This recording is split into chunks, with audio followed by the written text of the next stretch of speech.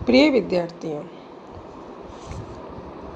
आज हम गृह विभाग के कार्य, गृह विभाग की प्रभावशीलता को कम करने वाले कारण या उनकी कमियां और उसे हम कैसे दूर कर सकते हैं, इसके सुझाव, इस पर चर्चा करेंगे। इससे पूर्व हमने गृह विभाग के संगठन को समझा था विस्तृत रूप से। आशा है आप लोगों को समझ में आ गया होगा। गृह विभाग अपने समस्त कार्यों का संपादन जो उसके संलग्न अधीनस्थ कार्यालय हैं उनके माध्यम से करता है। तो हम यहाँ उसके जो उप विभाग थे, संलग्न अधीनस्थ कार्यालय थे, उन्हीं में से एक एक को लेकर उसके कार्यों का अध्ययन करेंगे। तो सबसे पहले राजस्थान का सबसे बड़ा गृह विभाग का सबसे बड़ा उप विभाग जो है वो है पुलिस विभाग। पुलिस विभाग क्या कार्य करता है ये हम देख रहे हैं। राजस्थान पुलिस मुख्यतः अपराधों की रोकथाम करना, अनुसंधान, अपराधियों को न्यायालय से सज़ा दिलाना आदि की कार्रवाई करती आ रही है। इसके लिए पुलिस मुख्यालय स्तर पर पुलिस आयोजना, कानून व्यवस्था, अपराध विवेचन, यातायात, राजकीय railway police, state crime record bureau, police दूरसंचार, राजस्थान सशस्त्र बल, प्रशिक्षण, सतर्कता, पुलिस कल्याण और आधुनिकीकरण, पुलिस खेलकूद और जो उत्कृष्ट कार्य करते हैं उनको पुरस्कार देने का कार्य हमारा ये पुलिस विभाग करता है। इसके अतिरिक्त पुलिस विभाग के जो मुख्य कार्य है वो है, इसका सबसे बड़ा मुख्य कार्य है राज्य में शांति और व्यवस्था बनाए रखना, कायम करना। इसके लिए राजस्थान में पुलिस विभाग के समस्त विभागों का, उप विभागों का एक जाल सा बिछा हुआ है। छोटी सी जगह पर भी हम एक पुलिस चौकी को देख सकते हैं। तो राज्य में हमारे यहाँ अन्य राज्यों की अपेक्षा अधिक शांति व्यवस्था बनी हुई रहती है। इसके लिए तो हमारा पुलिस विभाग बहुत धन्यवाद का पात्र है। और जब अभी कोरोना के काल में हमने जब पुलिस विभाग की भूमिका को देखा है वो अत्यंत ही सराहनीय रही है। एक वॉरियर के रूप में इन्होंने बहुत अच्छा काम किया है। हम पुलिस विभाग के कुछ औपचारिक कार्य हैं उन्हें देख रहे हैं, आपके स्क्रीन पे भी है कि राज्य में शांति व्यवस्था बनाए रखना जो कि इसका मुख्य कार्य है। पेशेवर अपराधियों के विरुद्ध सख्त कार्रवाई करना, संगठित अपराधों जैसे कि जुआ, सट्टा, भूमाफिया, शराब माफिया, ड्रग माफिया आदि के विरुद्ध कार्रवाई करना, यातायात नियमों की सख्ती से पालना करवाना, चोरी, हत्या, डाका आदि अपराधों की रोकथाम करने का प्रयास करना, जगह जगह महिला परामर्श केंद्रों की स्थापना करना,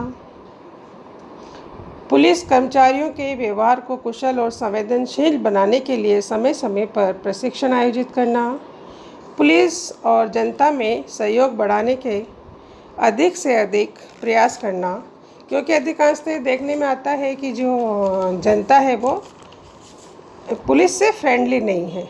हम ये देखते हैं क्योंकि एक डर सा पुलिस का अभी तक हमारी आम जनता में बैठा हुआ है और उस डर को दूर करने की बहुत ही आवश्यकता है, क्योंकि पुलिस के बारे में जो एक नेगेटिव छवि हमारे समाज में है, हमें उसे दूर करने की बहुत ज़रूरत है।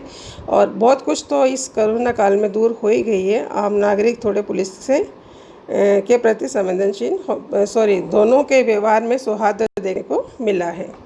ये अधिकांशतः ये पुलिस विभाग द्वारा संपादित कार्य हैं। इसका जो दूसरा है भ्रष्टाचार निरोधक ब्यूरो, इसके मुख्य कार्य आपके स्क्रीन पर दिए हुए हैं।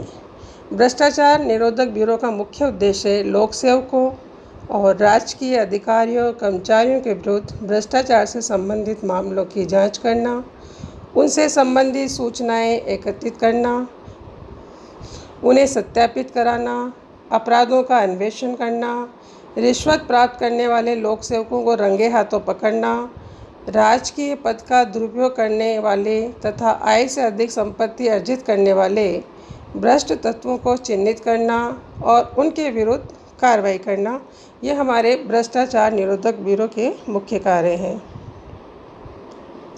अब हम देख रहे हैं कारागार विभाग क्या कार्य करता है। कारागार विभाग पुलिस अपराधियों को पकड़ लेती है, उसके बाद उनको न्यायालय में पेश किया जाता है। जब न्यायालय में वो अपराधी घोषित हो जाते हैं तो उन्हें कारागार में स्थानांतरित कर दिया जाता है। वहाँ कारागार विभाग अपना भूमिका निभाता है। वो अधिकांशतः कैदियों के प्रति संवेदनशील रहते हैं, पॉजिटिव अप्रोच ही रखते हैं और उन्हें अच्छी अच्छी बातें सिखाते हैं, उनको रोज़गार उन्मुख प्रशिक्षण प्रदान करते हैं और उन कैदियों की भयंकर जो अपराधी, विशेषकर जो गंभीर अपराधों के अपराधी हैं, उन पर विशेष निगरानी रखते हैं। नागरिक सुरक्षा और गृह रक्षा विभाग के कार्य हैं। नागरिक सुरक्षा का मुख्य कार्य राष्ट्रीय कार्य में सहयोग के लिए जो इच्छुक नौजवान हैं उन्हें प्रशिक्षण देना और उनको एक स्वयंसेवक के रूप में नियुक्त करते हैं अपने कई विभागों में, जैसे मुख्यालय सेवा में, संचार सेवा में, अग्निशमन सेवा में, बचाव सेवा में, सप्लाई सेवा में, कल्याणार्थक आदि सेवाओं में वो उन्हें नियुक्त करते हैं। हमारे जो गृह रक्षा विभाग है उसका मुख्य काम विधि कानून की व्यवस्था बनाए रखने में वो पुलिस विभाग की सहायता करते हैं। असामान्य संकट काल में नागरिकों की मदद करने का कार्य करते हैं। इसके पश्चात है गृह अभियोजन विभाग द्वारा राज्य के अधीनस्थ स्तर के न्यायालय में पुलिस द्वारा प्रस्तुत चालान और शिकायतों में राज्य सरकार की ओर से पैरवी की जाती है। राज्य विधि विज्ञान प्रयोगशाला में अपराधों के बारे में विश्वसनीय साक्ष्य उपलब्ध कराने का कार्य किया जाता है। इनके अतिरिक्त कुछ अन्य कार्य भी हमारा गृह विभाग करता है, जैसे अपराध करने वाली जातियों की निगरानी रखना, नज़रबंद कानून का क्रियान्वयन करवाना, जेल सुधार गृह की व्यवस्था देखना, पासपोर्ट वीज़ा से संबंधित कार्य देखना, तीर्थ यात्रा हज यात्रा से संबंधित मामले देखना, शस्त्रागारों पर नियंत्रण बनाए रखना, पेट्रोलियम ज्वलनशील पदार्थों का नियमन करना, नागरिकता से संबंधित मामले देखना, राज्य की सीमा की सुरक्षा संबंधी मामले देखना, राज्य की सीमा में रेलवे सुरक्षा से संबंधित कार्य करना, परमवीर चक्र, महावीर चक्र, अशोक चक्र पाने वालों को राजकीय अनुदान उपलब्ध कराना, समाचार पत्रों, पत्रिकाओं एवं संचार के अन्य साधनों पर नियंत्रण बनाए रखना और जो हमारी राजकीय पुस्तकें, राजपत्र आदि प्रकाशित होते हैं उनका नियमन एवं नियंत्रण रखना, ये हमारे गृह विभाग के मुख्य कार्य हैं। लेकिन गृह विभाग के जो महत्वपूर्ण भूमिका हम लोगों ने दी है, उस महत्वपूर्ण भूमिका को क्या गृह विभाग निभा पा रहा है या उसके इस मार्ग में कौन कौन सी कमियां आ रही है, उसे हम एक यहाँ पर देख रहे हैं। जो सबसे बड़ी कमी इसकी कुशलता में देखने को मिलती है वो ये है कि जो हमारा गृह विभाग है उसमें सचिवालय स्तर पर पुलिस प्रशासन से संबंधित कोई वरिष्ठ अधिकारी नहीं रखा जाता है। जैसे कि हमने इसके संगठन में देखा था कि इसमें जो सचिवालय स्तर पर अधिकारी होते हैं, विशिष्ट शासन सचिव, अतिरिक्त मुख्य सचिव, उप सचिव, ये सब भारतीय प्रशासनिक और राज्य प्रशासनिक सेवा के अधिकारी होते हैं। लेकिन जब हम देख रहे हैं कि जो हमारा गृह विभाग है उसके जो कार्य हैं वो दिन प्रतिदिन कठिन होते जा रहे हैं तकनीकी रूप से, तो ऐसी स्थिति में यह होना चाहिए कि जो सचिवालय स्तर पर शीर्षस्थ प्रशासनिक पद पर सामान्य के अधिकारी हैं उनके साथ साथ हमें पुलिस प्रशासनिक सेवा के अधिकारी को भी पदेन सचिव के रूप में नियुक्त करना चाहिए और उसे हमारे विभाग से संबंधित नीति निर्माण के कार्यों में भागीदार बनाना चाहिए। आज देश में शांति और व्यवस्था को जो चुनौती दी जा रही है उसे देखते हुए विषय विशेषज्ञों को नीति निर्धारण में वांछित महत्व दिए जाने की नितांत आवश्यकता है। इस बारे में हम यहाँ ये सुझाव भी दे सकते हैं कि जो पुलिस महानिदेशक स्तर का अधिकारी है उसे हम गृह आयुक्त, पदेन गृह आयुक्त या पदेन गृह सचिव बना सकते हैं, ताकि नीति निर्धारण में सामान्यज्ञों के साथ साथ हम विशेषज्ञों की सेवा भी ले सकें। इसकी सबसे बड़ी दूसरी कमी जो हम देख रहे हैं वो है कि आज भी हमारी जो पुलिस है यह हमारा जो पुलिस विभाग है वो आधुनिक संसाधनों से युक्त नहीं है। आज देश में अपराधी वर्ग के पास अति आधुनिक संसाधन होते हैं और उनके पास बहुत अधिक विकसित हथियार होते हैं और अन्य साधन भी होते हैं, जबकि हमारे पुलिस अधिकारियों के पास उनकी तुलना में आधुनिक हथियार और साधन उपलब्ध नहीं है। अतः वह पुराने तरीक़ों से ही और पुराने माध्यमों के द्वारा ही अपराधी वर्ग पर नियंत्रण करने में लगे रहते हैं। थर्ड ग्रेड मेथड पर आश्रित रहने के कारण बहुत समय तक अपराधों पर काबू नहीं पाया जा सकता। पुलिस को अपनी अन्वेषण पद्धति में वैज्ञानिक तरीक़ों के प्रयोग के लिए समुचित प्रशिक्षण दिया जाना चाहिए। उन्हें आधुनिक साधनों से लैस किया जाना चाहिए। आज पुलिस के लिए अपने कार्यों में कुशल एवं प्रभावी तरीक़ों को अपनाने की बहुत अधिक आवश्यकता है। इसका तीसरा सबसे बड़ा कारण यह है कि जो पुलिस प्रशासन है उसमें, जैसा कि हम लोग व्यवहार में देखते भी आ रहे हैं, अत्यधिक राजनीतिक हस्तक्षेप होने लगा है।